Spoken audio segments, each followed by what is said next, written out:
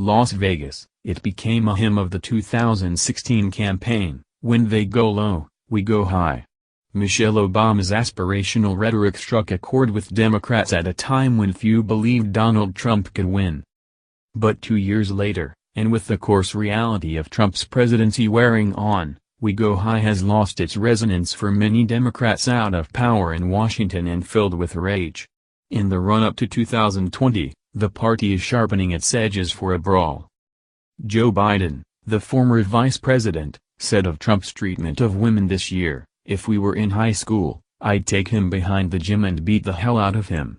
Michael Avenatti, the lawyer who is also considering the run, told a crowd in Iowa, "When they go low, I say we hit harder."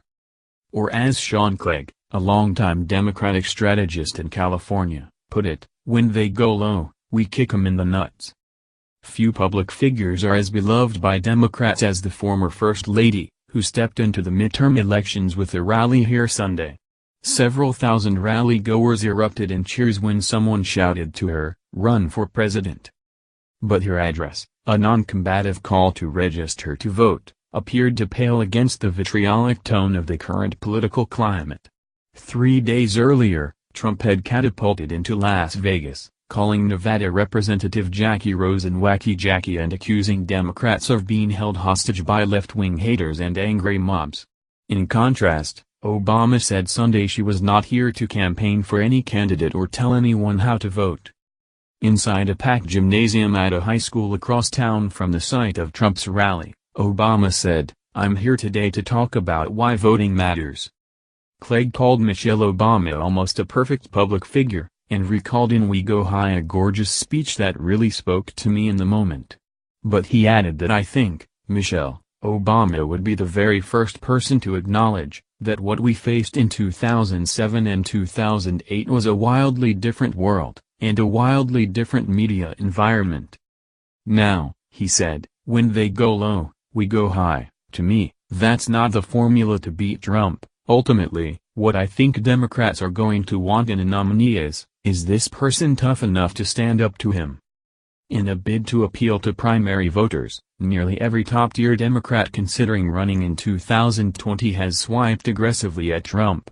In June, Senator Elizabeth Warren, D.Mass., accused the president of standing for hatefulness, ugliness and cruelty.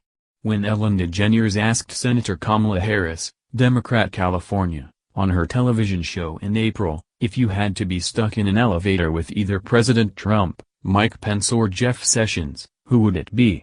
Harris responded, "Does one of us have to come out alive?" But even Democrats who have confronted the president continue to struggle with how aggressively to tangle with him, fearful of diminishing an agenda of their own. Asked repeatedly to comment on Trump at a march in Pittsburgh this month, Biden said only, "Everybody knows who the president is." Washington Governor Jay Inslee, a potential 2020 candidate and chairman of the Democratic Governors Association, said in an interview that Democratic primary voters are likely to give extra consideration to a candidate's experience, with Trump's unpopularity demonstrating the importance of having that ability to forge consensus and to be a listener to multiple interest groups.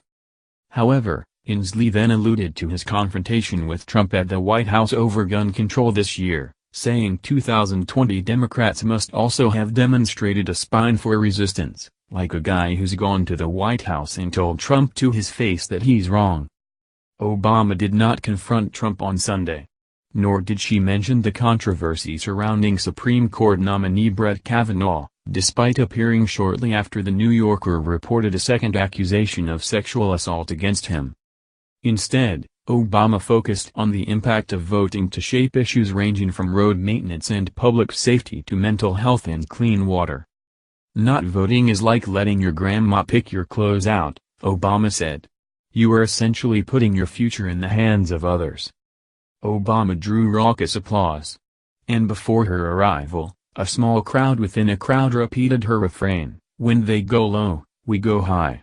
But in their 2020 candidates, Democrats are increasingly searching for a more combative tone. Different times call for different measures. You can't have a single approach or a single speed, Avenatti said in an interview. These are desperate times for the future of the republic. Avenatti contends Democrats widely misinterpreted Michelle Obama's remarks, calling her speech admirable but saying he saw them as aimed at a specific kind of verbal assault, one involving her family.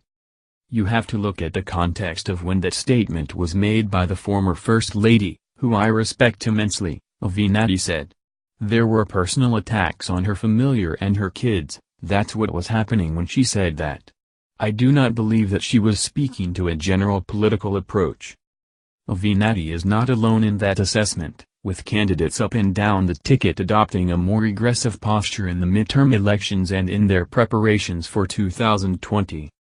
One of the things that the Republicans do really well is that they stake their claim and are very clear about what they believe, and if you don't like it, tough, don't vote for me, said Kelly Dietrich, founder of the National Democratic Training Committee, which trains candidates across the country.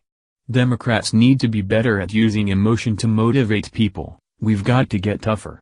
That doesn't mean we get dirty. It just means we get tougher.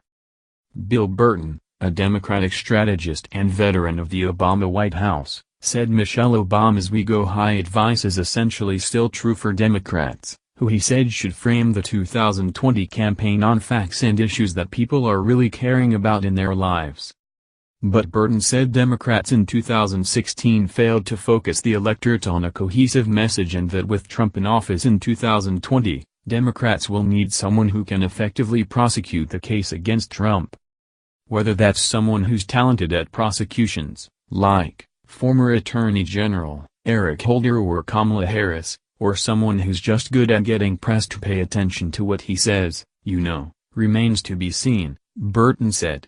My guess is we're going to need someone who's effective at litigating the case against President Trump so we have a better outcome than we had in 2016. Michelle Obama's voter registration initiative is officially nonpartisan, though increasing registration in urban areas such as Las Vegas is likely to disproportionately benefit Democrats. Promoting voter registration has allowed Obama to float largely above the partisan fray. She is also promoting a new book, with sold-out dates in New York and Washington. And even if Obama does not unload on Trump, Democrats view her appearances as significant, especially in such competitive states as Nevada, home to a critical Senate contest between Rosen and Republican Senator Dean Heller. Look, we're a minority party and it's really hard for us to get a message out in general when you're in the minority, said Ben Tulkin, a Democratic pollster who worked on Senator Bernie Sanders' 2016 presidential campaign. It's even harder when you have Trump in the White House, who dominates the media coverage every day. When former President Barack Obama visited Orange County recently, Tulkin said, it was 4 days of positive news stories for Democrats. Just having a positive counter-narrative for voters is helpful with our base. It motivates our base even more. It fires up our base, Tulkin said. Having that contrast is helpful whether it's Barack or Michelle, in this case. As for Michelle Obama's "we go high" admonition at the Democratic National Convention in 2016, he said, that's her brand, and it's inspirational. Is it realistic in today's Trump world we live in? Probably not. But she can't just crumple that up and throw it away.